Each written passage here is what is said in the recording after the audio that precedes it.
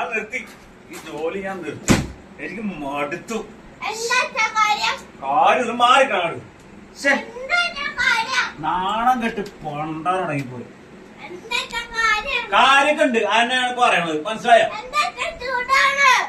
ചൂടാണതോ? ഇതിൽ നാണം കട വല്ലതും ഉണ്ടോ?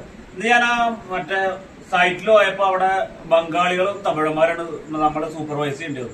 അവന്മാരൊരു കാര്യം കാണിച്ചപ്പോ ഞാൻ അവരോട് ചൂടായി. എന്ത് പരിപാടിയാണ് കാണിക്കുന്നത്? നിങ്ങൾ ഇങ്ങനെ ഉടായ്പ അടിച്ചിട്ട് വർക്ക് ചെയ്യണത്. അപ്പൊ അവന്മാർ എന്നോട് പറയാ, താൻ കൂടുതൽ വർത്താനം പറയണ്ട, ഒരു മുഖ്യമന്ത്രി പോലും ഇല്ലാത്ത താനാണ് അവിടെ വർത്താനം പറയുന്നത്. ഇതിൽ പറ നാണക്കേട് വേറെ.